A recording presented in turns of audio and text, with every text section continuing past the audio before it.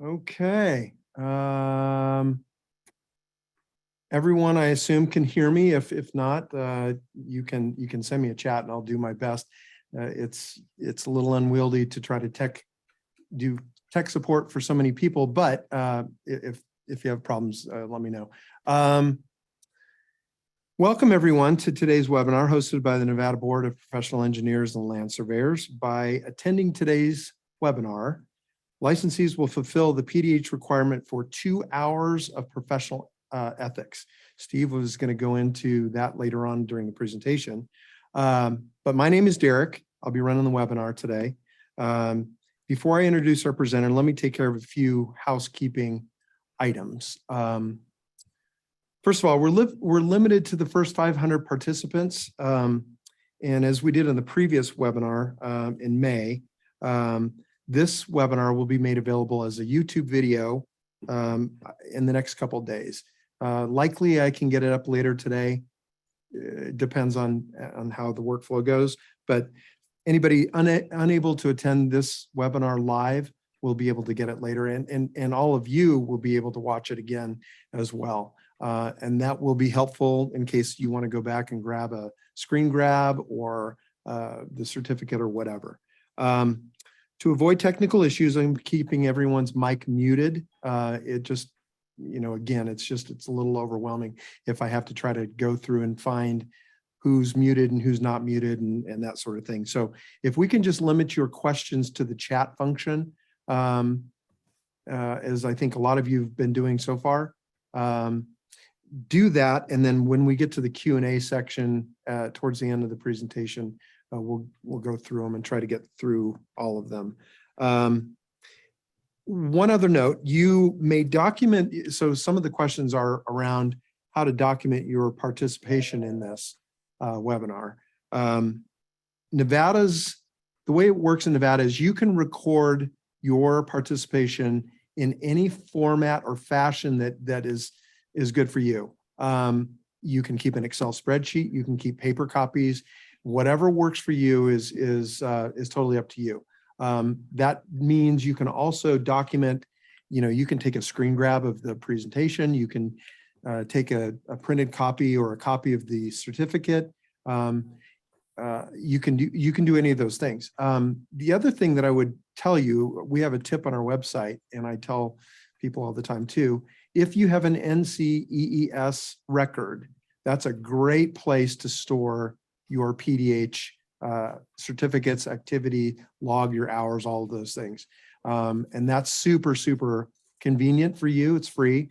And then if we need to audit you for whatever reason, that's easy for us to just look up your record, and we can get that information that way. We're going to take a 5 to 10 minute break about halfway through the presentation, so about the 1 hour mark. That'll give you a chance to stretch your fingers or your legs. So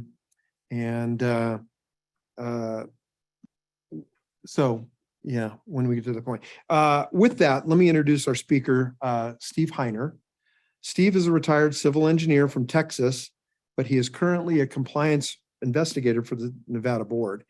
With 43 plus year career under his belt, he is just about seen it all. Ethics has been part of his job functions over the years, and he has conducted ethics presentations for numerous professional organizations around the country, including the Nevada Board. So with that, Steve, I'll let you take it away. Okay, thank you, Derek. Like Derek was saying, I was in the concrete pipe business. I was corporate engineer for a company for 43 years, and semi-retired, but having to keep my hand in it because I like doing it. But anyway, what we're going to be talking about today is, of course, professional ethics. But as Derek was saying, before we get into that, there's a couple of things I always like to go over with all of my presentations, and also a little bit of basic information about the board and some of the functions that we provide for the engineers, the professional engineers in the state. First thing I always do, regardless of what my presentation is or who I'm talking with, I always talk about safety first, because that is first and foremost, I'm sure, in everybody's mind. whether you're out on a job site, whether you're in your office. In fact, there are actually more accidents happen within the office than they do usually in manufacturing facilities or job sites. So office safety is just as critical. But the question I always like to ask people, particularly if I'm in a new location or if we're remote like this, because I don't know what kind of building everybody's in or office, do you know the evacuation plan for the location you're at? If an emergency happened and you had to evacuate, would you know where to go or what to do? So usually I ask everybody, just take a second, look around and see what you would have to do. I usually say I would just follow the fastest runner. But anyway, it is something serious and something that we take very near and dear in everything that we do. What we're going to talk about today are a number of different things and how it applies to ethics, understanding and how it applies to engineering. What is the public perception of engineers and ethics? Ethics and engineering education, the professional associations that we are members of, and how do they address ethics? And of course, what does the state say with regards to your ethical requirements? And then we'll go over throughout the presentation. At the end of the first hour and the entire second hour, we'll be taking up with case studies. Basically, the case studies in the first hour will be more national, but the ones in the second hour will be specific, will be actual cases that were investigated by the board within this state. If you take a look at our website, you will see that it mentions ethics at the very beginning. The standards set by the NVBPELS for ethical, professional, and technical competency are intended to protect us. So from day one or step one, we're concerned with ethics. And then also, if you look at the purpose and mission or our mission statement, it mentions regulations and ethics. So again, it's something that the board takes extremely seriously. And what I actually have found in the research or working with various states with regards to ethics is most of the time, the violations are more dealing with ethical issues than they are with technical issues. I haven't done detailed research in Nevada, but in Texas, where I'm from, I'm registered in Texas. The majority of the violations every year that are sanctioned deal with ethical issues, not technical issues. I don't know if you know all the board or the staff that works for you. Yesterday, Patty Mamola, our executive director, gave a 1-hour webinar on rules and regulations, which is going to be posted, what, Derek, by tomorrow on the website? It's actually live now on the same continuing education page on our website. So that link is available now. Okay, and same as this 2-hour presentation that we're doing today, that will be also posted within the next day. Yep.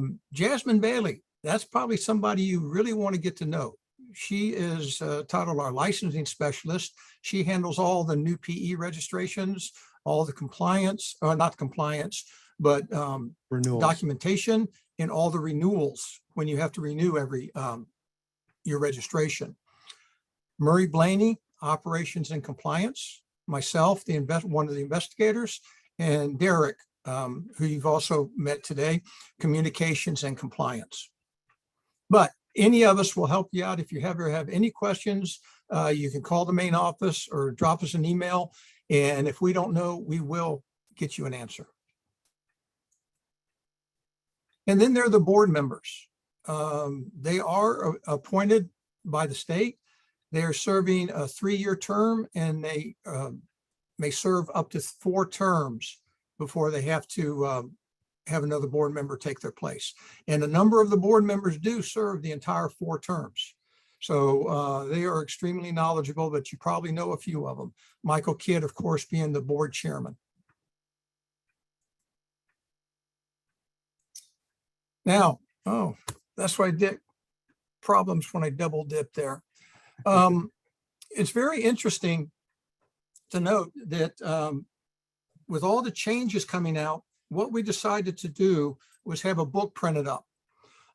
This book, as you can see, is dated July 2022, and it is the most current specifications as they're currently stand. All the amendments, changes, updates that have been going on for the past couple years are included in this book. Now, what you can do if you want a copy of this is go to the website, go down below Engineers and Land Surveyors, the drop-down menu, and at the very bottom of the drop-down menu, you click on that link and it will take you to a page where you can request a copy from us. There's no charge for it, and we will mail it to, I guess it's the address that's on file with their registration. Well, it's actually the address that, it's a form where you'll put the address on there. So Oh, okay. So if you want it sent to someplace other than what we have on file for you, just input that address and we will take care of everything and get it out to you. And what are we going to do that every, how many days or so, Derek? Do we know? It's kind of on a weekly schedule. We'll get those shipped out in bulk. Okay, great. So if you do want a hard copy, which I have, I like paper a lot better than flipping back and forth between computer screens. You can get one, just let us know. Also, one thing, just let me chime in real quick, Steve. The full statutes and regulations are also available online on our website. So if you, and it matches the book, but the most current will always be the online version. So in the next year or two, statutes and regs are likely to change. Those will be updated much faster on the website. Great. Thank you for that, Derek. Appreciate the update. Sure. Now, anybody have any idea of how many registered professional engineers there are in the state? If you want to take a guess, do you just want to drop it in the chat to Derek and see if anybody can hit the number? And then also, what is the next state in the nation that has the most, besides Nevada, has the most Nevada PEs registered in that state? That's a pretty easy guess there. Anybody take a shot, Derek? They're flying through pretty fast. California seems to be coming up a lot. Nevada, California, yeah, Cali, yep. Actually, oops, darn it. Can't remember, I'm not on screen there. I promise not to shake anymore. Actually, 13,543 licensed PEs in 2022, at least so far. California is next with 2,400, then Texas, Colorado, Arizona, Utah. And I just put Rhode Island down there at 5 because that's the least number of any state, but you have to remember how big Rhode Island is. We are also registered, and 194 engineers are registered internationally from outside of the United States, have a Nevada PE license. So it's pretty, we're spread out pretty far and wide. Now, we talked a lot about, even before we started the presentation, about the PDH credits and all. And does anybody, again, I like doing this in person so that we can interact and actually get some verbal responses to our questions. But anybody know the definition of a PDH as stated in the regulations? An activity to maintain, improve, or expand the skills and knowledge relevant to his or her discipline is the state's definition, or the board's definition, of what your PDH has to cover to be counted as one that you can turn in. And what's required? Now, Patty did a very good job on this yesterday, going over the rules and regulations. So if you want to get that hours PDH, just log in and look at the YouTube video, and it's extremely informative. So recently updated 30, that's been in effect for a long time, and the biennial renewal period.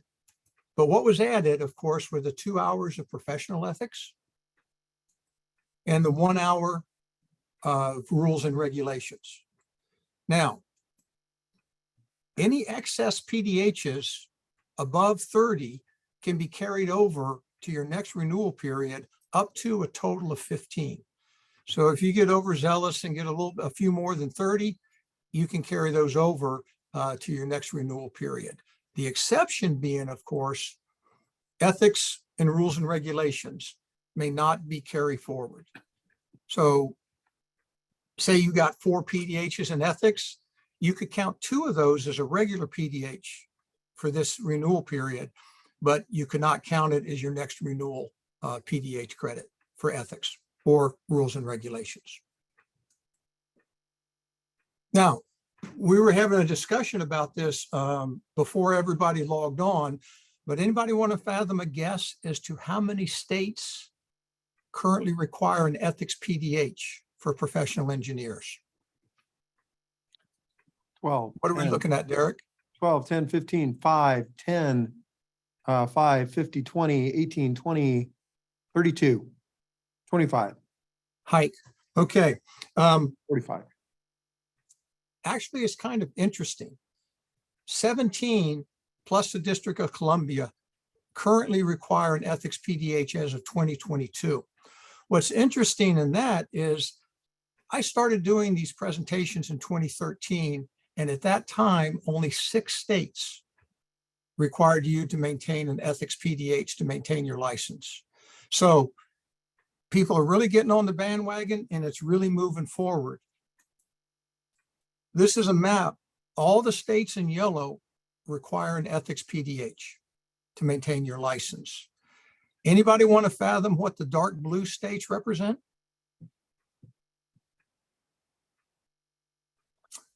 Those states, and in fact, you can read it at the bottom of the slide. Once you get your license, there are no continuing education requirements to maintain your license.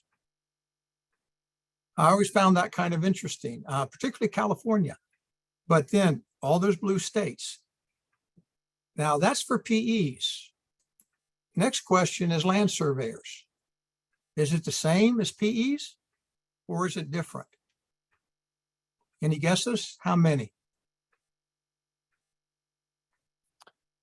Any Same. number between 10 and 20 will work. 4, Or- 12, 16, 15. You can see the states in yellow. Now, for those of you, I guess, with a photo or good memory, if you think back to the first map, they're not the same. I found that kind of interesting. Some states require ethics for land surveyors, but not for PEs. And some states require for PEs, but not for land surveyors. I kind of thought that was very unique, like Florida. Land surveyors are not required to get one, but the PEs are. So I just thought that was kind of interesting for those 6 states. Yeah. Now, what is ethics? What is the definition, the general definition of ethics? Well, it's just a discipline dealing with what is good or bad and with moral duty or obligation, or basically doing the right thing at the right time. Anybody want to guess where the word ethic came from? It's actually a Greek word, ethikos, which means habit or custom, which then changed basically into a good set of habits or customs. And that's basically the birth of the word ethics. Oops. Every profession has a definition, their own definition for ethics, whether it's business, medical, because you hear a lot about medical ethics and what's right or wrong with regards to people's health and care. I couldn't find one for legal.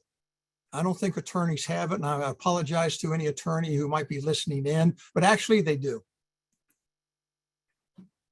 I got an extra sensitive mouse today. So they too have a definition for ethics.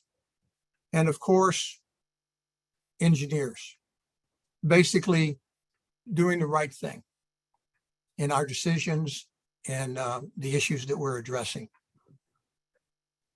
Same thing for land surveying. And if you looked at all the if you looked at them side by side, you see that they're basically saying the same thing, but maybe with a little bit different wording. But really, it's being sure you do the right thing and what is morally right. Now, we'll have a number of case studies that we're going to take a look at. But in every presentation I do, I always go over this one. And this is from the NSPE. And I was going to explain this a little bit later, but I explain it now. But the National Society of Professional Engineers, to me, basically sets the bar for ethics. They have the most detailed and complete definition of ethics and ethical code that I've seen in all the states that I've looked at. And they have what they call the BER, Board of Ethical Review. And they review the cases that come in to the NSPE on a biannual basis. And they keep those on file on their website. And it goes all the way back to 1958 is when they first started reviewing ethical cases. And if you want something interesting to read, you should see what some of those cases were back in the late 1950s and 1960s. They can get extremely interesting. But this one is, I call it, Who Gets the Prize?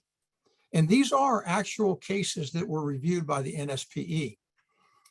Engineer works for a firm and pays all his expenses. He goes to a trade show, a conference, a convention, and he's actually working, he or she is actually working for the whole time that he's there. So he's on the clock.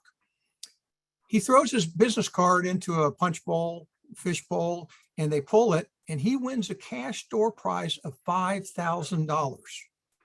Okay. Is it ethical to keep the door prize, or should he remit it to his employer because he's working at the time? What do you think he should do, or what do you think the NSPE said that he should do? I always like to ask the question, and I always like to hear answers, but does your company have a limit on gifts you can receive like this? I know different owners of the company I work for, they set different limits. Yeah. One time it was $300. Anything over $300, be it a gift, a meal, whatever, we had to report it. Certain agencies and all, they say zero. You're not allowed to accept anything. So I don't know what you have for your particular requirements, but would $5,000 cover it? The outcome, the engineer has an ethical obligation to report the prize. Ultimate decision is between the engineer and the employer. Mm-hmm. So I told that story the very first ethics presentation I gave. Engineer out in the audience raises his hand and says, that happened to me. He said, I won $5,000. So I said, well, what did you do? Sit in your office, say, turn it in, keep it, turn it in. He said, no, the decision was pretty easy for me. I owned the company. So he kept the money. Now, this is one that was not reviewed by the board, but one that I was personally involved with. And like, again, I would love to be able to get some feedback on what you think is right or wrong here. Okay. We were a major supplier of construction materials to a city. And when I do presentations, and if we were doing this live, I'd be doing the same thing. I would bring dollar scratch-off lottery tickets. And if you answered the question correctly, I'd give you a lottery ticket, $1. Okay, so I did that for the city personnel when I was doing a presentation or a training seminar for them. Now, normally the tickets, the prize can be $3,000 to $5,000. But there was one game one time where the dollar scratch off, the winning ticket, you would get $200 a week for 20 years. So do the math and think a couple $100,000 over 20 years. Now, one of the department heads answered a question, so I gave him a ticket. He happened to be responsible for the purchases of our product to the city. So how would it look if he wins? A major supplier to the city gives the person in charge of purchasing the product a gift, a card that's worth hundreds of thousands of dollars. How would that look, or would that even be ethical? Some of the, I don't know, Steve, if you can see the comments that are buzzing through, but that's gives you a good indication.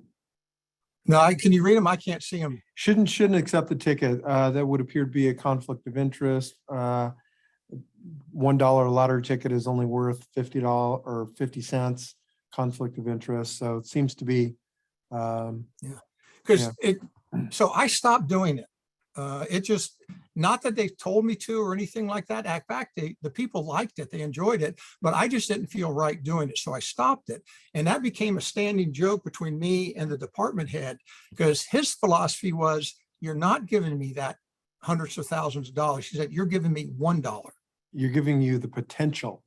Yeah. So again, I said, it doesn't matter. It still doesn't look right. So I don't do it anymore, at least not for agencies and municipalities. So now, with regards to engineers, how do you think the public perceives us with regards to honesty and ethics? Do they think we're very ethical in our work? Do they perceive us as being very honest in their opinion of engineers? Well, a survey was done by the McKinsey advisors, and what they asked the general public was, what are the first 3 words that come to mind when you think of an engineer? Okay. And the way they reported the data was, the larger the font of the word, the more people responded with that word. So the biggest one, they think we're smart, technical, educated, professional, intelligent. Well, I'll tell you, my favorite one is actually this one. A number said nerdy. I'll still take it. Now, everybody has seen Gallup polls, and they survey a number of professions every year. And one of the questions they ask is, how do you perceive this profession with regards to honesty and ethics? And one of the categories they have is high to very high. Now, back in the 80s and early 90s, engineers were only being rated 45% as being very honest and ethical. But as the years progressed, we got higher and higher. In fact, they don't do every profession every year except for one. And the last time they did engineers was in 2019.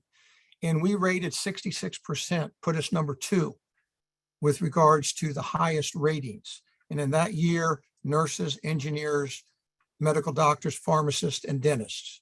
The entire medical profession except for number 2, which was engineers. Now, of all the professions that you can think of, what do you think the top 5 are with regards to honesty and ethics according to the Gallup polls? Well, of course, the number 1 profession, and this has been number 1 for over 20 years, nurses, 81%. Number 2, doctors. Number 3, grade school teachers. This was just last year, by the way. Pharmacists and military officers. Now, what's interesting to note is that in years previous, all of these ratings were usually 5 to 10 percentage points higher. Nurses were usually in the top 80s. And then for some reason, everybody is rating them a little bit lower, but still nurses are number 1. But instead of the top of the list, my favorite one is who's at the bottom. Who do you think the public thinks are the most unethical and dishonest professions that are out there today? State office holders, 12%. Advertising, 11%. Members of Congress, 9%. Car sales, 8%. They used to be at the bottom of the list year after year, but there's one profession that's beaten out car sales for being the most unethical and most dishonest. According to the Gallup poll, lobbyists. Hmm. So anyway, I just think these, and they change every year. So every year when I update my presentation, I have to go look at the Gallup polls to see what the new ratings are. Now, what do you think in our education of engineers, how is ethics being handled? Are they doing a good job, or are they even addressing it? Well, if you look at the accreditation board, they have brought ethics into a requirement for being accredited by Abbott. So you have to do what they call teach ethical awareness, or awareness of ethical considerations in engineering, to get accredited by them. And they say you can teach ethical awareness by several different ways: mandatory classes, electives, or include ethics discussions in different standards and courses. So thinking about education, what do you think the 3 top engineering schools in Nevada are? 2 of them I know that you're thinking of right away. And in no particular order, even though they go back and forth every year, of course, UNR,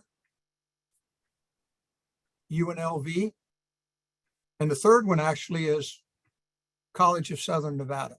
If you look at the surveys of that handles education across the US, these are the 3 that you will find for this state. Now, instead of being, let's go to the national level. What do you think the 3 top engineering schools are relating to various surveys that were done? And they have been the top 3 for the past several years. And in this exact order: number 1, MIT. Number 2, Stanford.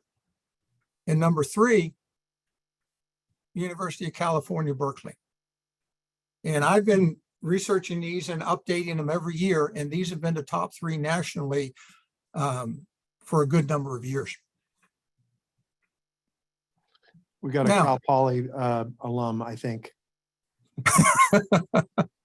Well, you know the 3 rules of presentations, don't you? 1, never make any sexual references or innuendos. 2, never make any political comments or talk politics. And 3, never insult another engineer school. So I've done all 3, and I've gotten in trouble for all 3. So I only insult myself and the school that I went to. We also So, got Colorado School of Mines. So yeah, I think we probably, there's some, and the Washington State Cougars. So yeah, I'm an ASU alum, so I know they have a real good engineering school too. So yeah. Good. Well, they're all good schools. Yep. But if you look at UNR and their College of Engineering objectives, they addressed ethics, and they address it by ethical and professional responsibility. They actually have a Bachelor of Arts degree you can get in ethics and the philosophy department. You can minor in ethics at UNR, or you can also obtain a graduate certificate in ethics from them. If you go down to UNLV and the College of Engineering and their learning outcomes for engineering, they talk about teaching and learning the ability to recognize ethical and professional responsibilities in engineering. So again, addressing ethics for our up and coming new engineers.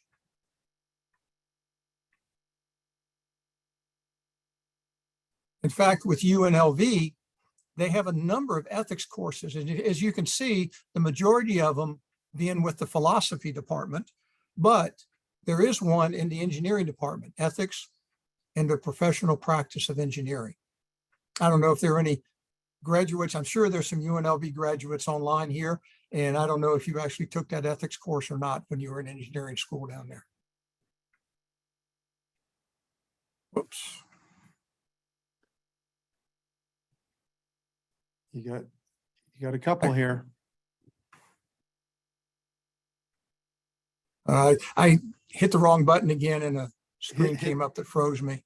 You might have to hit your escape key and then relaunch the presentation.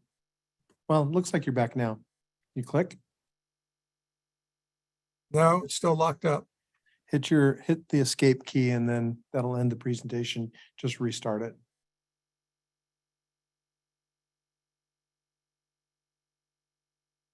Yep. And just restart it. There you go. Okay. Now, what about land surveyors? Educational requirements, we know what those are. Only school that you can get a 4-year degree from is Great Basin College over in Elko. You can get a BAS, Bachelor of Applied Science in Land Surveying and Geomatics. College of Southern Nevada in Henderson, they have what they call a Certificate of Achievement. It's a 60-hour program that can get you trained in surveying. So they're trying to grow that program also. Now, one school outside of the state, and the reason I picked this school is because I went there. That's my alma mater. And what they have, instead of codes or student manuals, they have general orders, being a military school. Number 46 is their ethical code. And I believe there's a total of 96 general orders. And in that, they are committed to honor, integrity, accountability, and respect. And if we were doing this in person, I would do the 20 seconds of silence until somebody said something. And no, I did not graduate in 1943. That's my father. I graduated in 1976. So we made a family affair of it. My nephew actually went there too. But besides what we're committed to with regards to ethics, they drill down even further. And in that commitment, they have 12 subcategories addressing a number of what they term could be ethical conduct issues.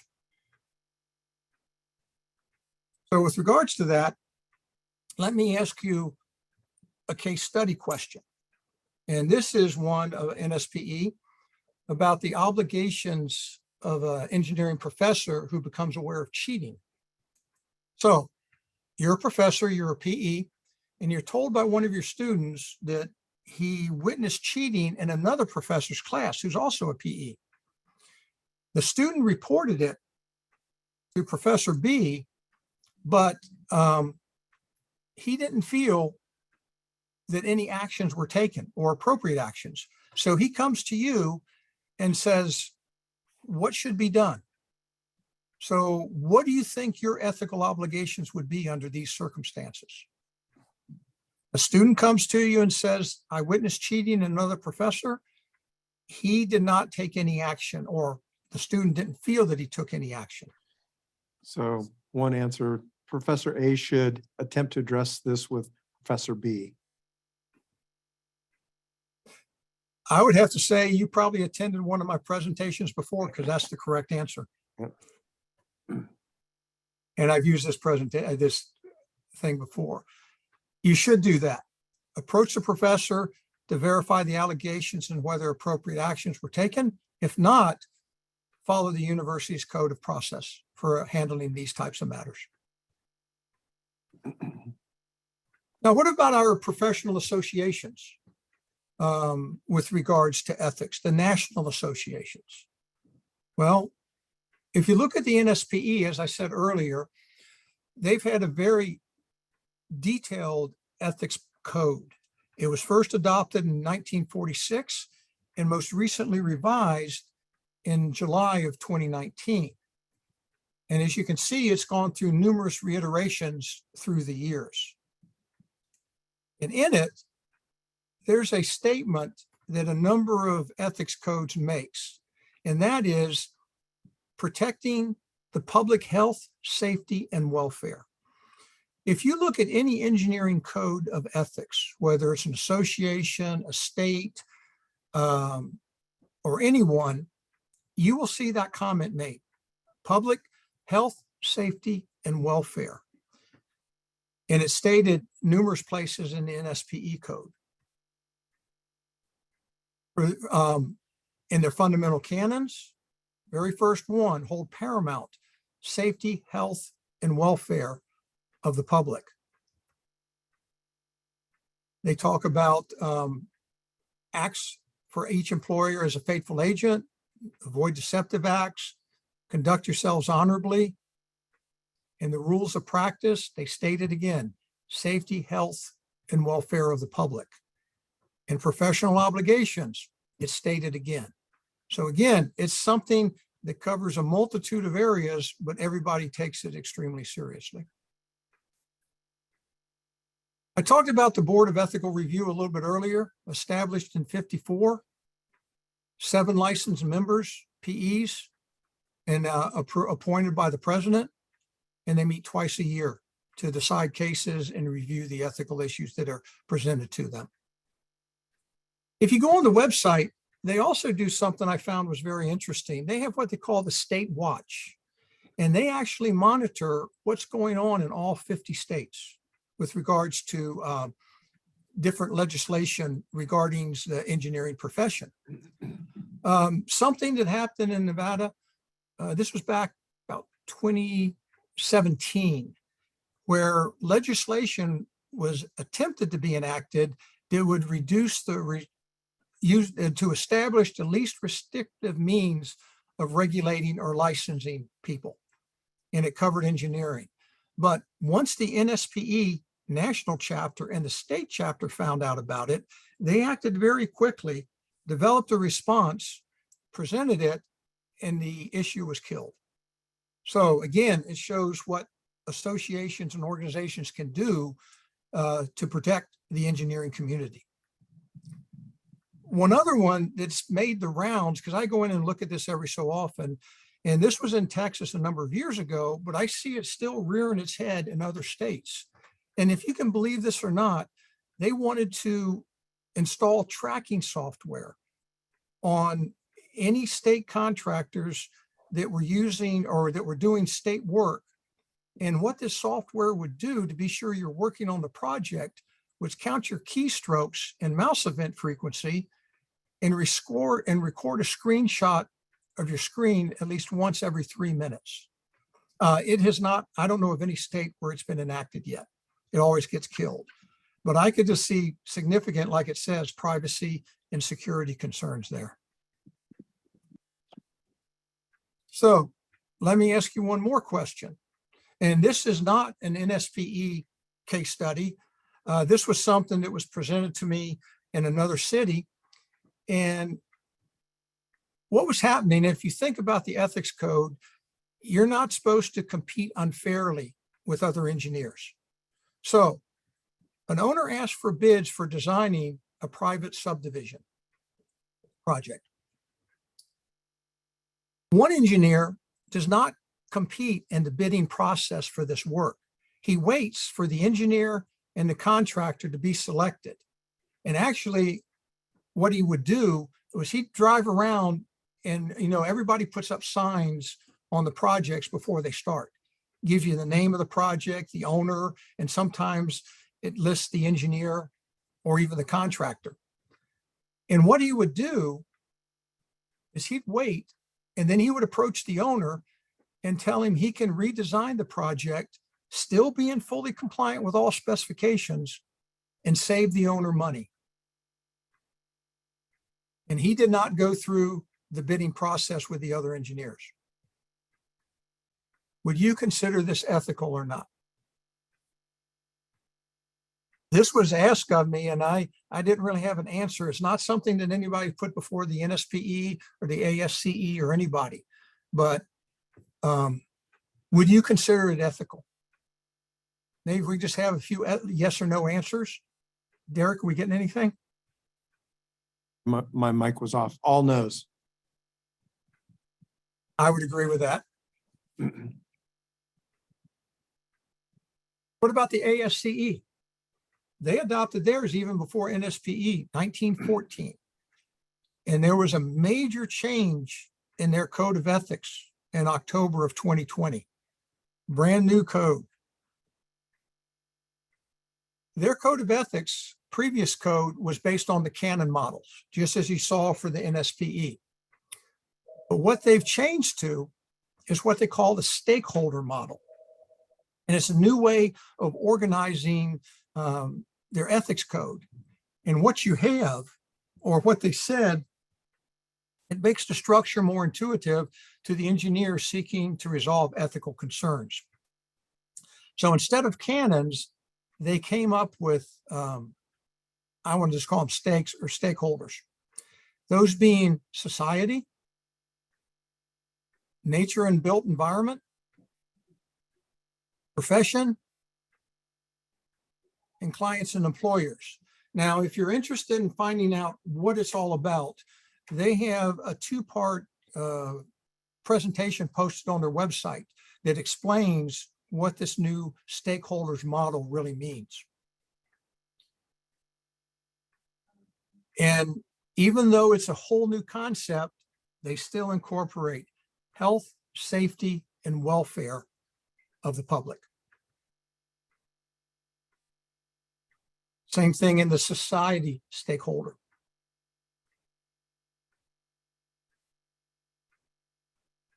Now, what about surveyors and their code of ethics? Now, I just like this picture, and I did some ethics presentations with different surveyor groups, and I included this, and I asked them, what the heck is this guy doing? And all the surveyors said nothing. He's just posing out there. There would be nothing that would require that somebody actually survey that point that they could come up with. But I just like the picture, but I would never do that. I have a thing with heights. I don't like them. And again, in their code of ethics, they talk about in their objectives, high standards of ethical and professional behavior. They too have the canon model. And if you look at them and compare them back to the engineering canons, like in the old ASCE ethics code, you'll see they're basically all saying the same thing. And they have 7 of them. Now, what about state associations? We were just talking about national. Well, state associations, the land surveyors in Nevada promote and maintain the highest possible standards of professional ethics. NSPE professional engineers, again, they fall back onto the national code, but again, they also mention on the website, promote the ethical and competent practice of engineering. Now, you should know this because we talked about it several times or mentioned it on several slides. What are the 2 state statutes that address Nevada engineers or surveyors' conduct? What are the 2 that we follow and that are in the book if you want to order the hard copy? 620. Nevada Administrative Code.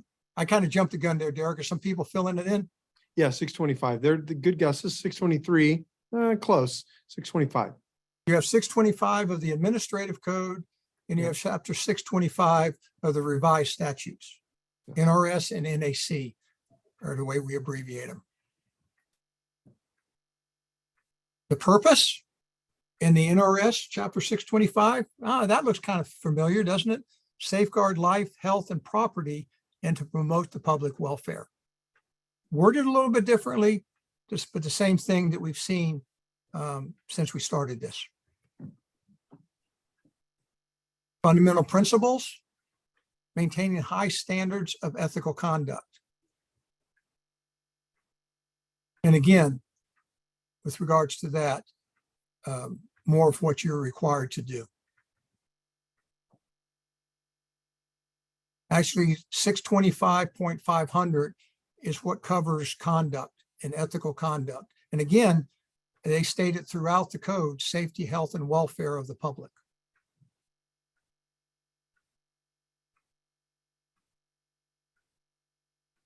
And then relations with the public about what you say.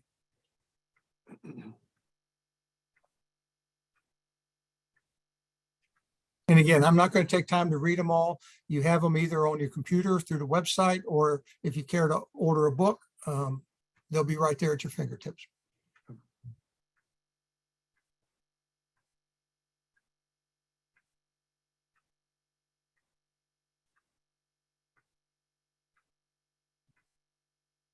Very detailed and descriptive for you.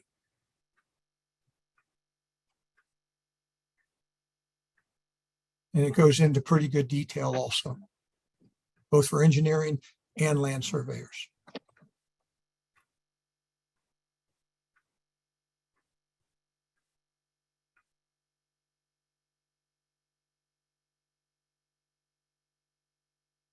Only taking credit for engineering work that you do or surveying, and not maliciously injure the professional reputation of business prospects or practice of another engineer or land surveyor.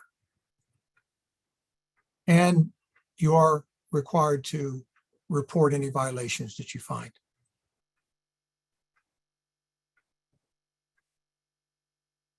Now, one thing that is extremely important to note, and Patty goes into great detail with this in her rules and regulations webinar, and that is the need for a written contract and the things that it must include. And basically what it must include as a bare minimum: scope of work, what are you going to do? Cost for completion of the work, and a basic timeline of when the work is to be completed.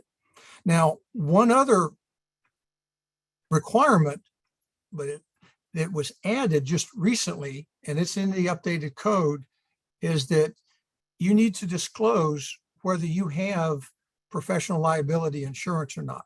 It doesn't say you have to have it, you do not, but you must let your client know whether you have insurance or not. That was just recently added to the provisions of NAC. The other area we see a lot of issues with regards to compliance and in our investigations is the concept of the principle of responsible charge. Now, it is referenced, it's extremely important. It's referenced in NAC 16 times if you look through the code. In NRS, it's referenced 9 times. So between the two, that's a pretty large number of times that they talk about responsible charge. So it's something that statutes take extremely serious. Now, if you look at the NSPE, they don't specifically say responsible charge, but what they talk about is the engineer being in control of the plans or of the project, and he takes responsibility for that. If you look at various states, say Florida, they have a definition, and that's basically saying being in control of your own project if you're expected to put your stamp on it. Utah, same thing. And what does Nevada say? Basically, you maintain control of the project. No matter who's working on it, who's doing the work for you, your stamp and signature is going on it. So you are responsible for everything about that project.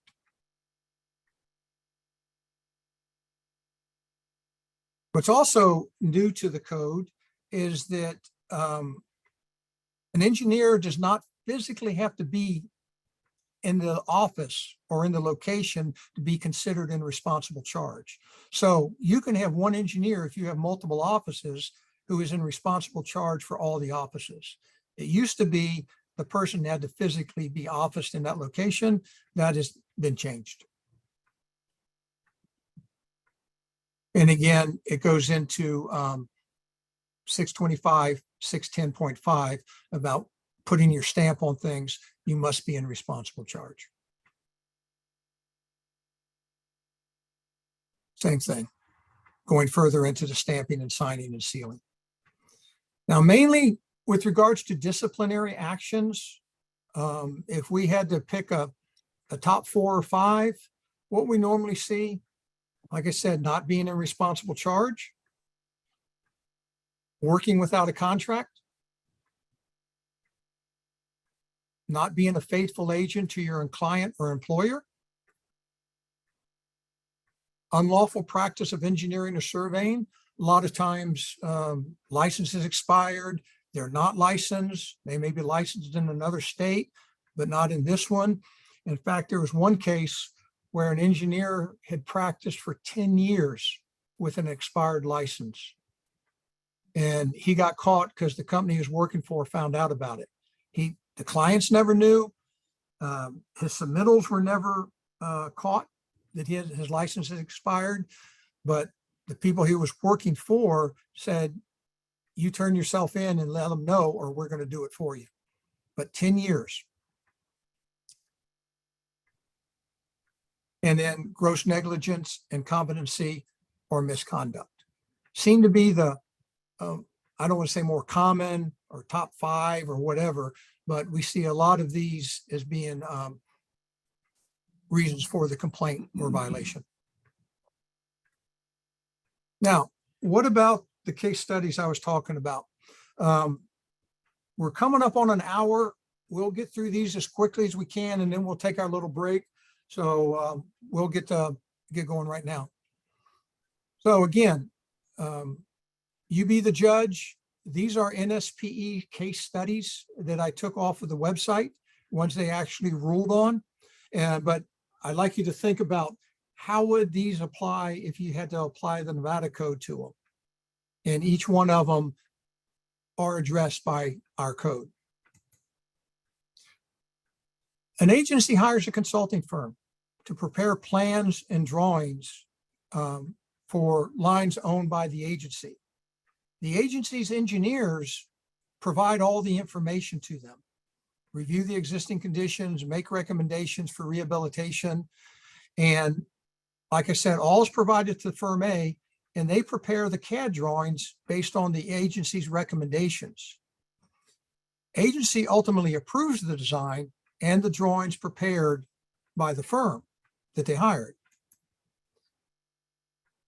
The agency then requests that the firm A who prepared the drawings to stamp and seal the drawings.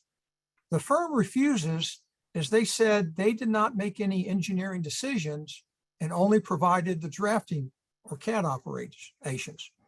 But the agency says they feel that the firm prepared the documents and reviewed them, and that is enough to seal the drawings.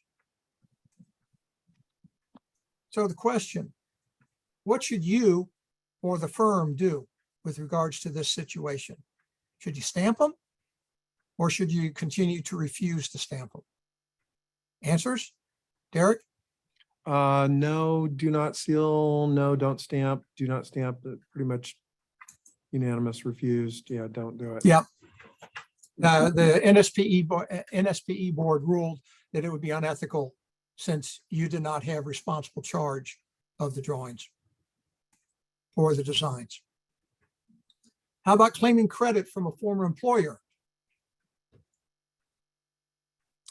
You're the owner of an engineering company, and you recently learned that a former employee started his or her own company and is claiming extensive engineering experience. And on his website, he lists past clients and past projects that he's claiming credit for. As it turns out, you or engineer A was the engineer of record for all the projects. Engineer B was just an intern for most of his or her time working for you, and his role or her role was as a junior member of the design team. What are your ethical responsibilities in this situation, or what should you do? Unfortunately, it's not a yes or no answer. But is anybody typing real quick, Derek? Sorry, I'm coming through pretty fast. Report to the board, unethical, ask engineer B to clarify, talk to engineer B. Engineer should talk to engineer B. They're covering all the bases, but they are correct.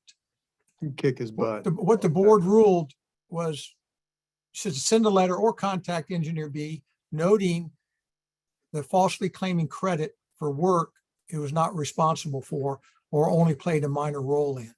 And then demand that he cease and desist from including the references on the website, and if or where appropriate, report him to the State Board of Professional Engineers.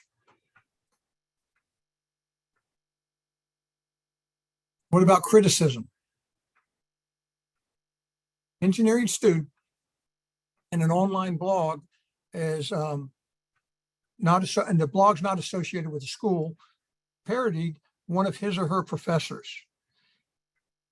It could be viewed as humorous, but not malicious, but they felt it could also be viewed as disparaging. And it was viewed by many students in engineering faculty. So the question is, was it ethical for the engineering student to satirize one of his or her engineering professors? Any Yes. answers, Derek? Yes. No. Does the student have a history of parodies? Yes, yes, grow up. Uh, A lot of times when we do these case studies in person, it can get rather heated. Yeah. I've almost had to step in between two engineers arguing one time about what was right and what was wrong.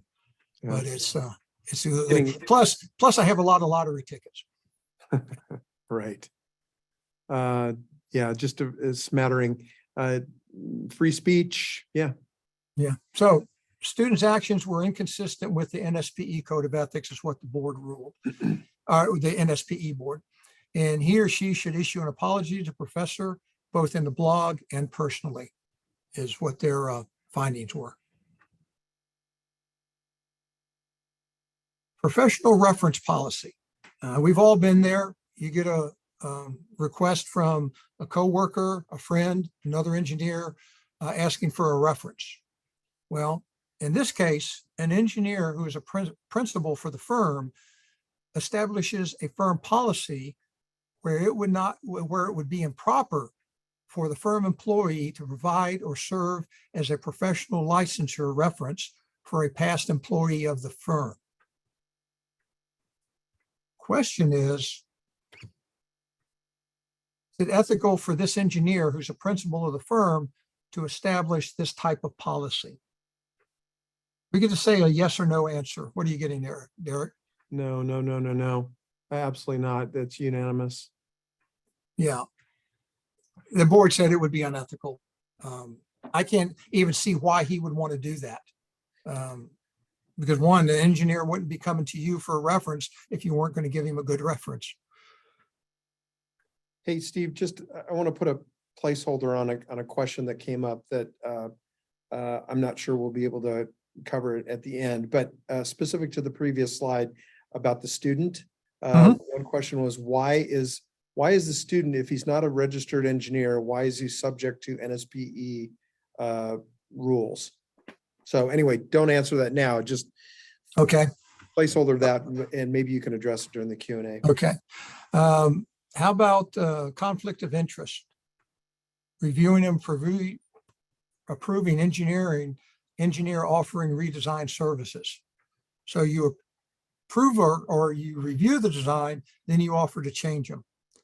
So engineer prepares design plans for a commercial project and submits them to the public authority for approval. Standard procedure. Well, the public authority uses a private consultant to review and make recommendations to the plans that are submitted. This engineer also performs inspections for the authority during construction to verify compliance with codes and standards. The review engineer makes a series of recommendations and modifications to the plans. And then he recommends to the owner and the engineer, the original engineer, that they engage his services to assist in preparation of the modifying drawings in order to obtain approval by the public authority.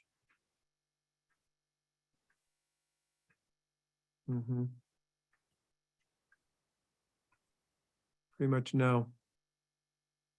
Unethical. Yeah. Yeah. Yeah. Everybody hit that one. That one was a pretty easy one, actually. Yeah. Yep. It was unethical. It was not ethical. I mean, that's it. That just jumps out and hits you right in the head. Okay. Requirements for a county surveyor. This one was a little strange. Local county ordinance requires the position of county surveyor surveyor to be filled by a PE. They don't make any reference to this person having to also be a professional land surveyor, just that the position has to be a PE. They decide to appoint engineer A. But engineer A's experience and educational background is in the field of chemical engineering. The duties only include oversight of surveying reports and highway improvement projects, but do not include actual preparation of engineering or surveying documents. Ethical to accept the position? Outside their scope. No. Yeah. Made the last ones easy for you. Unethical. Yep. Now, it has nothing to do with ethics, but anybody see anything wrong with that picture?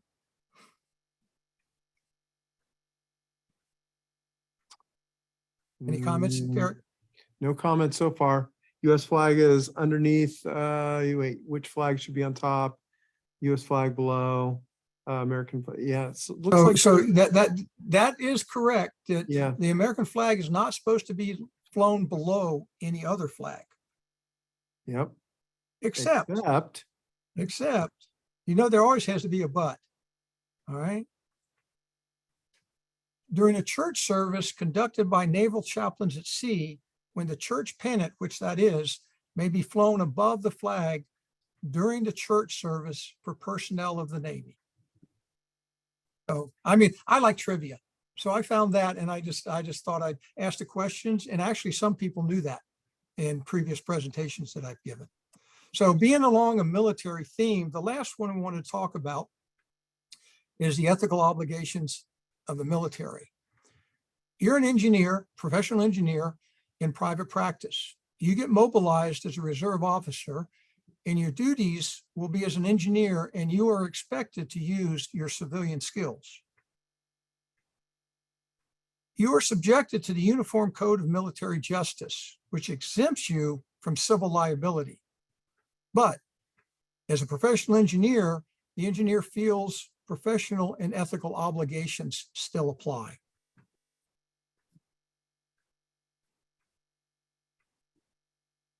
Does engineers still have ethical obligations under the Code of Ethics as a member of the U.S. military? Of course, yes, sure, yep. Actually, what the NSPE said, as a practical matter, U.S. Code of Military Justice controls, except they put a caveat to it that your moral obligation or your personal feelings may be you still need to apply or abide by the professional code of ethics you're under as a civilian. So we're a little bit over 1 hour, but let's take a 5-minute break real quick. And if we could come back at 1/4 the hour. Would that count as 5 minutes, Derek? Yeah, absolutely. Yeah. Okay, Totally. 1/4 we will. I'm gonna hit pause on the record, Steve, Okay. and then I'll resume. I don't think this will end it, or end the recording anyway. So let me hit pause. Okay. Want to hit the record? Okay, we're back recording. So, Okay. yeah, hopefully everybody got a chance to stretch out a little bit.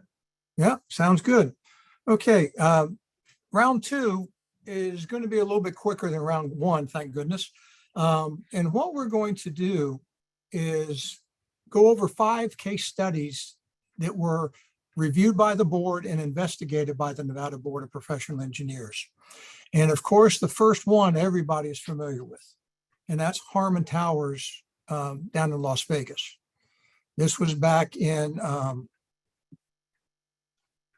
2007-08 is when construction started. And everybody can probably remember that it was never completed due to structural issues, and it had to be torn down. But the case involved structural engineer observed missing reinforcing steel in the link beams in the floors. And what happened was the structural engineer of record was visiting the job site on Friday afternoon, and he was walking the various floors, and he actually saw what's called a burn cart. And you may be familiar with what that is. That's welding equipment, acetylene torches, things that are used to cut steel. And he asked the question of, why is this on a reinforced concrete floor? And he was told that they were using it to cut holes in the reinforcement and the link beams so the concrete would flow better. So of course, the project was immediately stopped, and they did destructive testing on all the floors, and they actually found problems on levels 5 through 20. And this was on the 21st floor, that they couldn't figure out what went wrong. And what that developed was 62 non-compliance reports for previously inspected work. And the investigation found that the construction and special inspection process totally broke down on this project. And it broke down on multiple levels, with the general contractor, with the quality control people, even the county. It just failed miserably. And it seemed to the investigators that really the paperwork was all right, but that's what was taking precedent over the quality of the inspection. And ultimately what happened was it had to be demolished. And that was the start at that time of a 6-year lawsuit that ultimately totaled $500 million, $500 million. And literally a settlement was worked out in the 11th hour. They had already seated a jury for the trial, and it was going to start the next morning. And that evening, they came to an agreement for different people. Now, what are the ethical issues that were involved in this? Basically, engineer failed to be in responsible charge of inspection, failed to assign licensed engineers to supervise the inspectors, established inadequate audit process, and failed to notify proper agencies when work could not be properly inspected by the quality manager. So it was just basically a breakdown in the whole process. The engineering manager, the professional engineer, was ultimately found not to be in responsible charge and was cited for those violations, and that greater emphasis was placed on paperwork rather than actual oversight or supervision of the inspectors and the inspections. So what were the violations of the code for this one particular engineer? Now, there were multiple other violations that were found for different parts of the project, but did not apply to this particular engineer or what the board was investigating on this project. Incompetence, addressed by 625-410-2. Failure to provide proper supervision. Failure to in the performance of engineering services. And failure to maintain, as I mentioned earlier, responsible charge of the work. And again, that same comment or the statement about disregarding safety, health, and welfare of the general public. Disciplinary action, suspension, held in abeyance with probation applied for 2 years. That involves submitting probation reports. It's not every 2 years or for 2 years, but they're usually supplied monthly or every 2 months. An ethics course, of course. Administrative fine of $6,000, an investigative cost of $20,000 having to be paid by this engineer. So very involved process, took a long time. Just building the lawsuit case that was finally settled took over 6 years. But everybody remembers, and they were going to look at imploding the structure on itself, but due to the proximity to other buildings, it had to be dismantled, as anybody from Vegas remembers, level by level, which was extremely expensive and took a long period of time. Thanks. Now, the second one, we call this one the auto body shop that wasn't. An engineer was hired to design or provide engineering services, technical drawings, drainage studies, because this auto body shop owner wanted to expand his shop. He took the engineer took the job, repeatedly told the client the deliverables were under plan review. The client repeatedly called and called and called, wanting to know what is the status on my project. The engineer said, as stated here, it's under plan review. But what was found ultimately, engineer never performed any work on the project. He took the money, took the retainer, and kept lying to his client that he was working on it. And nothing had ever been submitted for plan review to the county. Ultimately, the client just got frustrated and basically canceled the project, put it on indefinite hold. So what were the ethical issues? You can imagine. Not truthful to client or the client's representatives, continued to perpetrate untruths, lying to him, and took money to provide services and did not deliver. Violations, incompetence,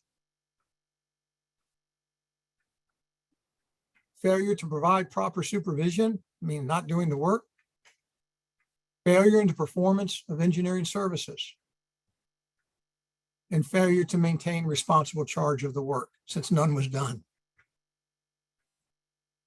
And of course, failure to provide proper regard for the safety, health, and welfare of the public. Disciplinary action, suspended license, suspension stayed for a 3-year probation period, had to return to client's retainer, legal cost of $2,700, an administrative fine of $2,000. So it can get kind of expensive. And of course, completing a university level ethics course. This is an interesting one that happened up in Reno, and it was titled Errant Engineer. What happened was a contractor contacted an electrical engineering firm to ask him questions about the plans for a school project. Had constructability questions about the plans. He recognized that the plan, he'd seen these type of plans before that had been prepared by this engineering firm. Well, the plan sets had several elements from previous firm A's projects. And that's why the contractor called this particular engineer. But what this engineer said is, send me a copy of the plans. He did, and he said, we didn't do this job. And he couldn't figure out how the heck all of his work got incorporated onto this new school project.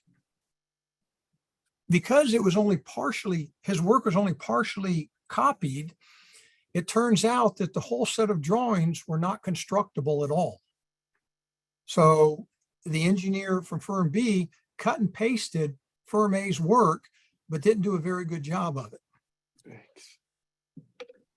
What it turned out was that the client, who was a school board, gave firm B firm A's previous designs that they had done as a reference, because they wanted it done in a similar manner so that everything would be the same between all of their schools. Ultimately, what it came to be is they had to do the engineer firm B had to do a complete redesign of the new school. So what are the ethical issues? Basically, plagiarism, failure to be in responsible charge, lack of project oversight, including lack of supervision of subordinates, stamping and signing sealants, stamping and signing documents not prepared by the professional engineer. And again, not being in responsible charge. Did anything happen to the school board? Well, basically no, because the school board is the owner of the plans and the plans are a matter of public record. So basically they're open to anybody. But again, the school board's intent on giving the plans to firm B was to just use them as a reference, not to copy them, pages of them verbatim. Violations, responsible charge, basically both responsible charge definitions or requirements of NRS and NAC. In the disciplinary action, suspension with it stayed for 2 years. Probation reports had to be submitted for 2 years. And then author a paper on responsible charge and what it means. Fine of $4,000 and investigative cost of $2,700. This one is probably one of the most interesting ones because it has multiple levels to it, I like to say. And they called it log cabin in the wind. But what happened here was that not really a log cabin, it was more of a very high-end home, was built up on the windy slopes of Mount Charleston, outside of Las Vegas. Well, the engineering intern who did the work was not experienced for this type of design. Key structural elements were missing. And every time they had a fair wind blowing up on the mountain, the owner would have to climb up in the rafters and tighten up all the bolts again. They kept working loose. And of course, lack of PE oversight by the engineer who was supposed to be in responsible charge. What it ultimately required was, of course, structural requirements or design or structural corrections needing to be made. So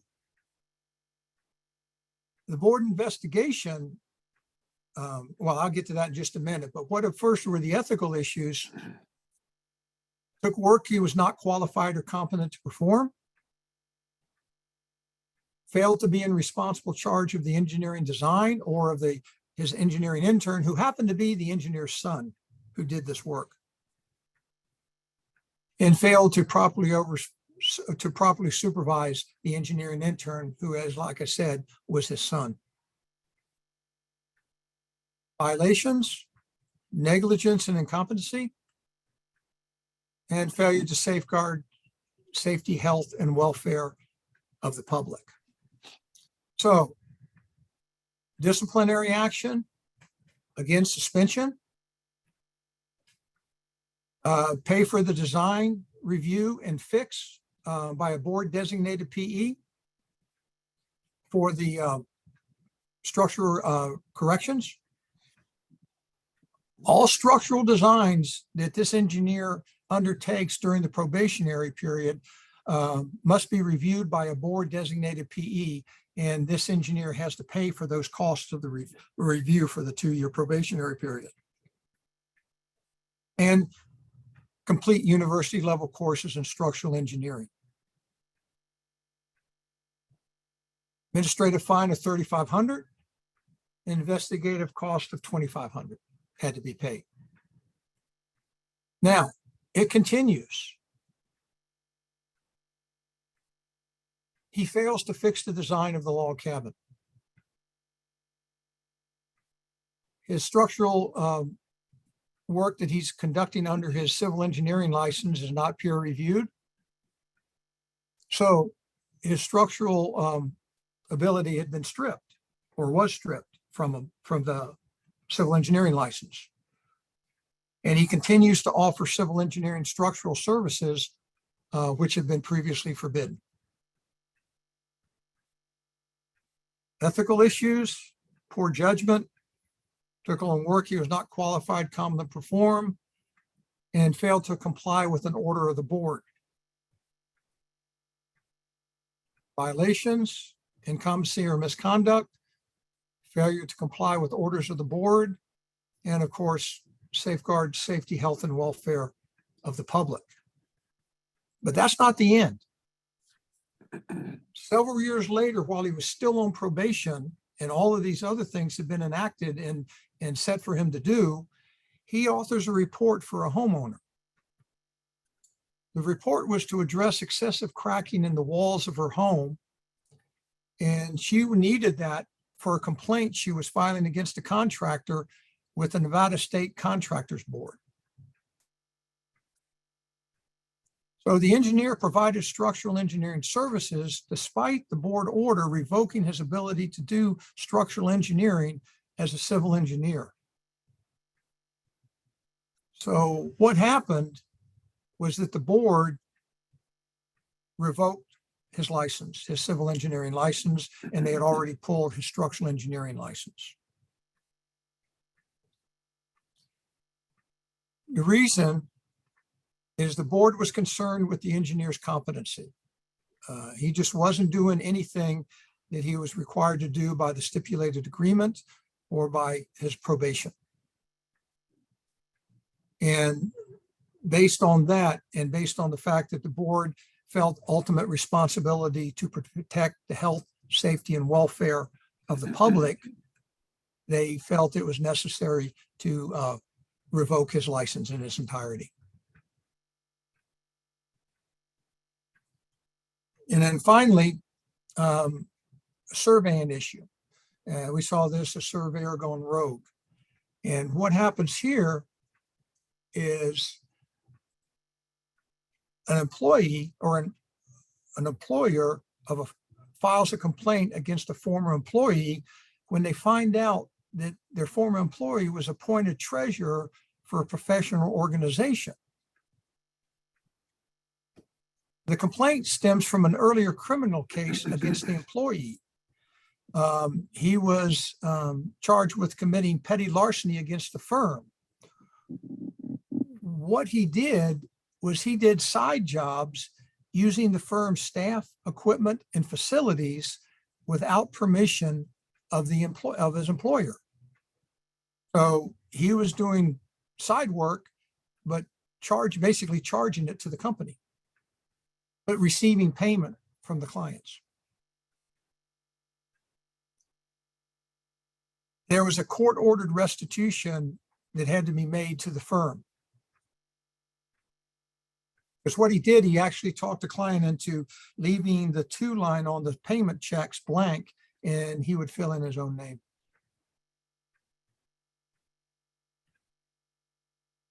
Ethical issues, moonlighting without a permission of the employer. If you think back to the code, it specifically says you have to have permission of your employer.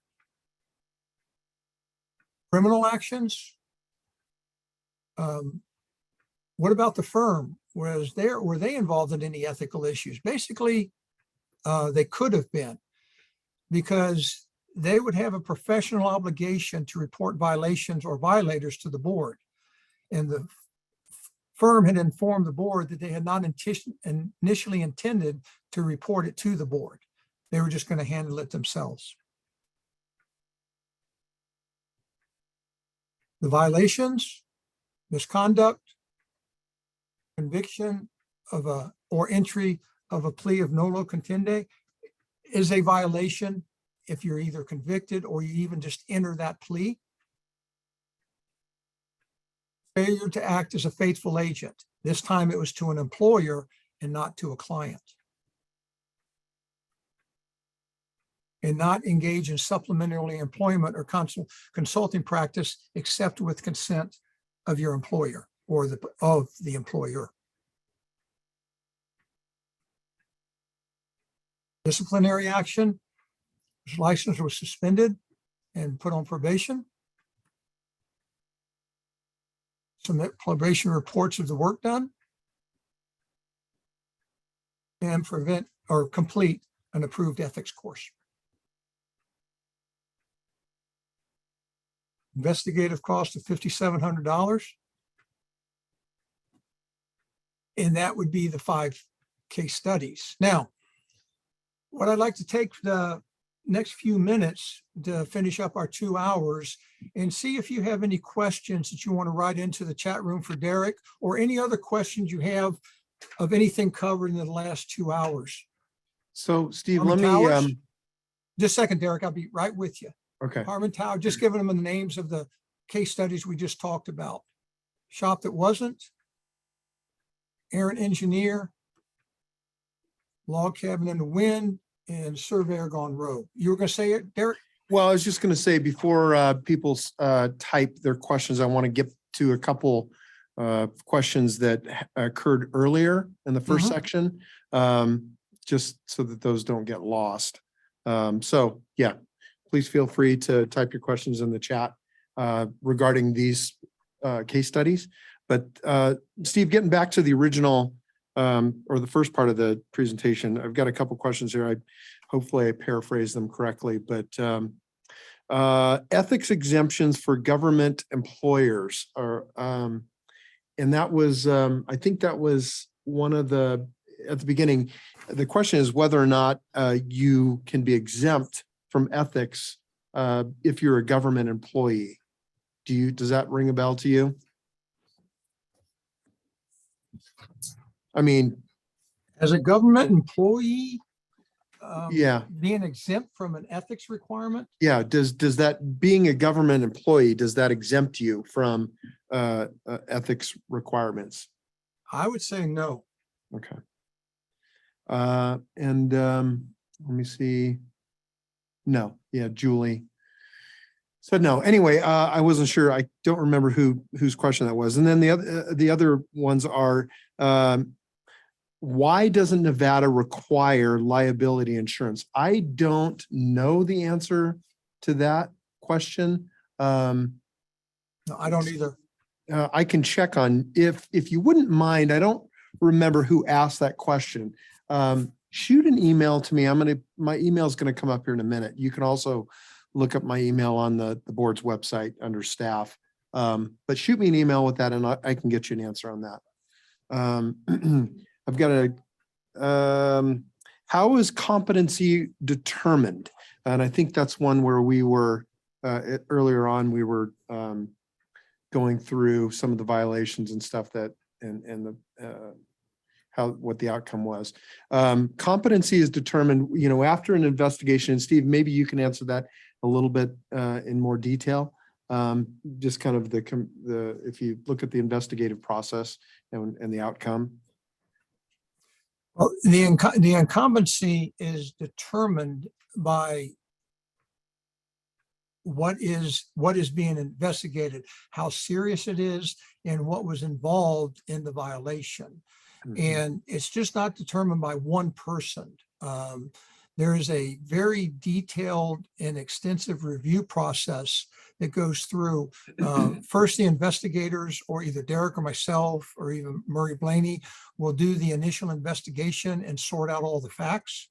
And that time, it is then goes to the executive director, which then appoints a board liaison, or it can be, if it's a serious enough issue like the Harmon Towers, it goes before the entire board. And then they all have their input and their thoughts on the case. It then goes to a review by the board attorney. And then once all of those reviews are completed, it goes before the entire board to vote on what should the sanction or violations be and what's going to be involved in any type of penalty. Mm-hmm.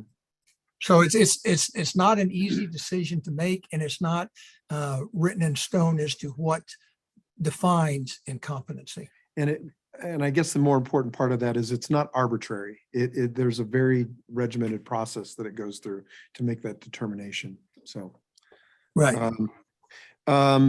Regarding the Harmon Towers project, on the special inspection portion of that, the question was, isn't the special inspection the responsibility of the owner? Is the question. I don't know if you can answer that, Steve. Not sure. I know that there were multiple levels of inspection. From what I was not there personally. I did not investigate this case. I just know that there are multiple levels of inspection by the owner, by the contractor, by the consultant, by the county, and most of them broke down.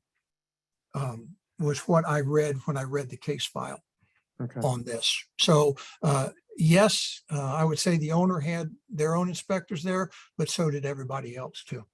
Okay. I don't know if that answers it correctly or not, but that's what I understand it to be.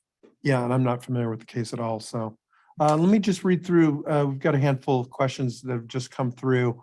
Legal versus ethical question mark. How does it impact ruling on these cases? So question versus ethical versus legal.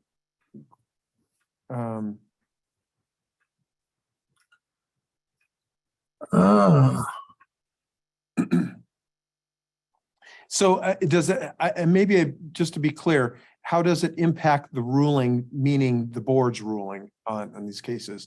You know, I think, you know, we have to take into account, you know, legal, you know, we're not lawyers, although we do have a board representation, legal representation that advises us on things as part of the compliance portion of what we do. So I would say, I don't know, maybe that's not answering it correctly, and I'm not sure what the intent of the question is. I'm not sure what the answer would be. If we could do the same thing, whoever asked that question. Yeah, drop an Fatima, email if to you wouldn't Eric mind, and shoot me an email and I'll get you an answer on that. Yeah, we will get an answer on that. Matt Brown, regarding the requirement for contracts, what about for very small projects, like less than a day's work, to where drawing up a contract would take a significant chunk of total time spent on the project? In other words, do you need a written contract? And the answer is yes. Yes. Yes. It can just be a page. It doesn't have to be, it doesn't have to be a long contract. I'm thinking of one in particular that I'm looking at right now, and it's less than one page. So another one, are employees of federal government performing those duties subject to NRS 625 preemptive powers provision? That one, I'm not. Are you familiar with the preemptive powers provision? No, I am not. I was That's kind just, of getting into legal territory that I'm I would be again. interesting to know the answer to that one. Yeah, Werner, if you wouldn't mind, shoot me an email on that, and I'll get you an answer. I don't know that possibly Patty would know the answer, but Right. Natalia asked yesterday, Patty Momola touched on why liability insurance may not be appropriate. Small studies, for example. Yes. And that's a good example. Thanks, Natalia. Yeah. Again, with regards to that, you're just stating whether you have it or not. It doesn't, the law doesn't, or the code doesn't say that you have to have it. Right. It just says you have to let the client know that you have it or not. Yeah. Is it less ethical to refer to yourself as a quote unquote engineer if that is perhaps your job description, but you are not a licensed engineer and aren't practicing in a field regulated by the state board? There was a case in Oregon where an electronics engineer testified in public comment in a local city council meeting regarding timing of traffic lights and blah, blah, blah, blah, blah, overturned his free speech issue. Steve, you want to take a crack at that one? Is it ethical or not to refer to yourself? I mean, there's a legal component of it to that by statute. Yeah, you cannot, unless you meet the requirements of the board for as the board defines engineering, you cannot claim yourself to be an engineer In Nevada. So in Nevada, and with regards to business cards, letterhead, signature blocks, things of that nature. You must meet the requirements that are stated in the code if you want to use the term legally, or per code, use the term engineer. Yeah. This is Ryan, might have been the engineer's responsibility for structural observation instead of special inspection, ? question. I'm not sure if that, Ryan, if you're referring to the Harmon Towers one or the Cabin in the Woods. Not sure which one you're referring to there. It looks like Fatima may have answered that yes. Julie, Log Cabin in the Woods, did the violations and disciplinary actions apply to both the father and the son, or just the father? Just the father. Son wasn't licensed. Okay. All right. If You the want son us to had move- been licensed, he would have been sanctioned too. Yeah. So this may be a repeat of the one question. Looping back to why the student was held accountable to the state board on the blog slurring of professor.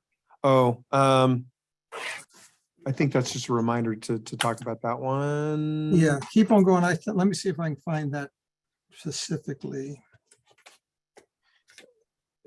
I think that was the question. If, that's kind of that free speech thing, like, maybe I'm not remembering that question correctly. Yeah, I was wondering about that myself. He's an engineering student. He's not an engineer. Right, So why did it go before the NSPE? right.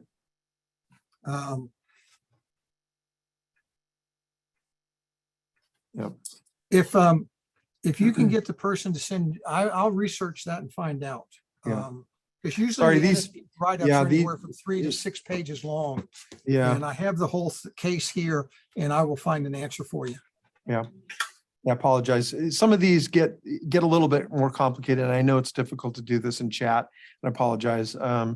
If this was an open in-person forum, that would be maybe a little bit easier, but again, just shoot me an email. In the case of the auto body shop, was the client customer obligated to document lack of engineer meeting the obligations? I did not do that exactly, but I would have to say no. Okay. You could do that yourself by seeing that nothing was, it went on for 2 years.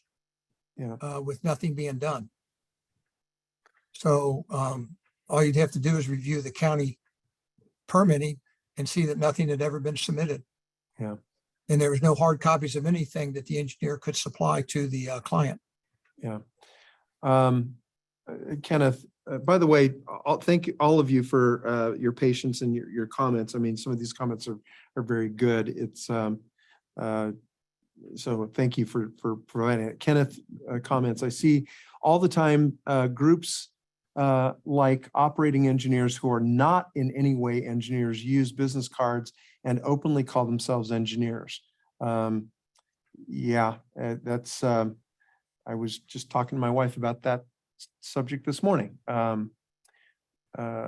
Systems engineers, for example. Yes, why is the student subject to the NSPE? I think you answered that one, Steve. Can systems engineers call themselves engineers in Nevada? Control systems engineers, because that's a discipline that is licensed in Nevada. I'm not sure if that's what you mean, systems engineer or not. I see the title of project engineer used often. Is this a violation of Nevada law? Steve? Project engineer? I mean, I would say according to the rules, we should have, yeah, I apologize, Michael, for, on the question on that. This actually was covered, Patty covered this pretty well yesterday in the Nevada law presentation that we did. I mean, this one, Steve's expertise is more on the ethics side of things and compliance. But if you don't mind, shoot me an email on that and I'll get you an answer. Contractors use the title project engineer for young project managers. Is that allowed? Project engineer for young project managers. Is that allowed? Well, contractors, we don't regulate contractors, and I'm not sure on what the gray area is on that one either.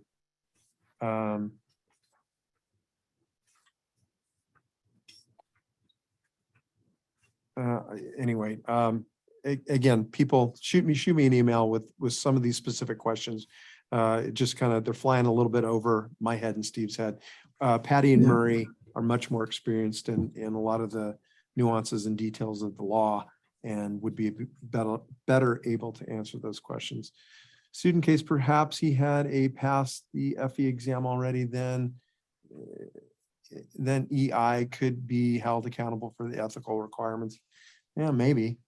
I always considered, boy, these questions got a lot of questions here, people. I'm going to try to get through them as fast as I can. If I don't, shoot me an email.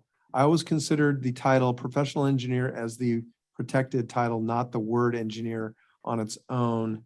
Is this wrong? I believe you're, by definition, I think that is correct, James. Professional engineer. The reason if somebody calls, for example, a firm wants to register with the board, and firms are required to register if they are offering engineering services in the state of Nevada, and they include the word engineering in the title. So Rob's Engineering Services Incorporated. They would need to get authorization from us because engineering is a protected term in Nevada. Professional, the word professional just means that they're a licensed engineer in the state of Nevada. So at what point can violations of the NRS and NEC rise to a criminal offense? Steve?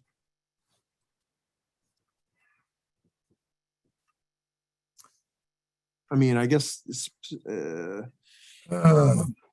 trying to think of an example of one that could.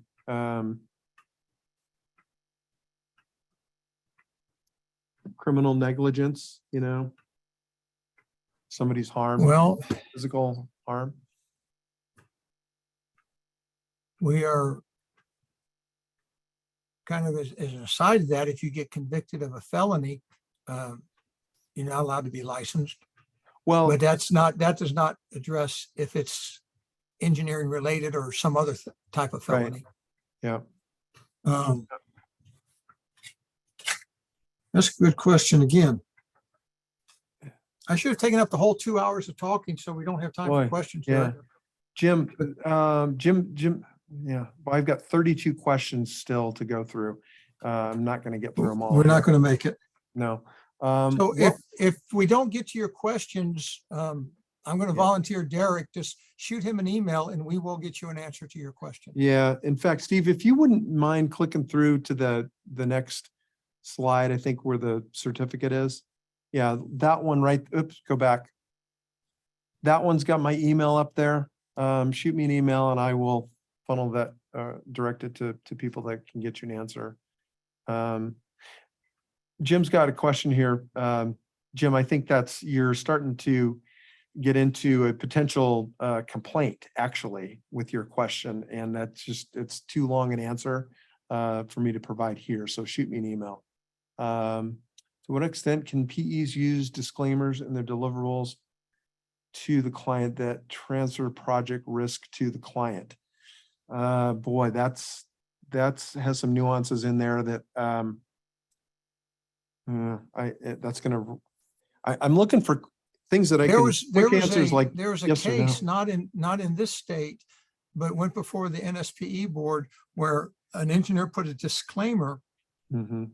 on the plans that he was only being responsible for construction, not for the design. And he was ruled, since he put his stamp on the plans, he was accepting responsible charge for the project. So he could not transfer the liability. That was not within Nevada, but it was he was ruled against him that his disclaimer was not valid. There's a question here. How about companies using the title engineer for their employees who are not in fact engineers? This sort of gets into like a computer. There's a lot of computer programmers out there that call themselves engineers, even though they've never taken a day of engineering classes, nor have they passed the FE or PE, that call themselves engineers. Because we don't regulate computer engineers as a discipline. in the state of Nevada, yeah, it falls outside of our jurisdiction. So that was the question I had with my wife this morning that we were discussing. Are the Good Samaritan laws that apply to engineers, are there good Samaritan laws that apply to engineers in Nevada? Natalia, I'm not sure what you mean by that question. In other words, I think what you're leaning towards is, are you exempt somehow if you're doing a Good Samaritan act? Does that exempt you, saving somebody's life? Does that? Yeah, that's like New Mexico has a Good Samaritan law. If there's a natural disaster and you go into work on that natural disaster, they basically say you can't be sued. Yeah. I do not think there's a clause like that in the Nevada code. Yeah.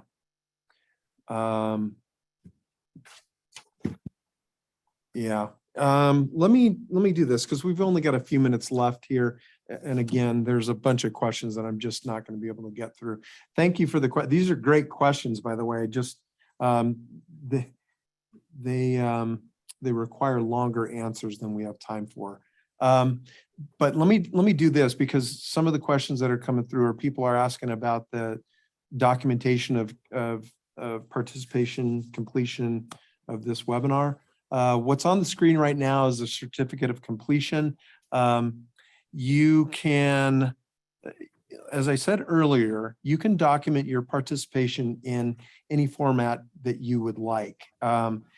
Maybe the easiest way for folks who are still attending to do that would be to just take a screen grab of this certificate right here, copy it and paste it into a Word document and then print it out if you want a printed copy, or just save it as a file and keep it in your electronic records. That's what we recommend doing. Again, we don't prescribe how you, in Nevada anyway, how you document your participation in this. We just, you're required to just document the time and record the time that you got the 2 hours of ethics, is all we require. So take a screen grab. There's a couple ways you can do a screen grab.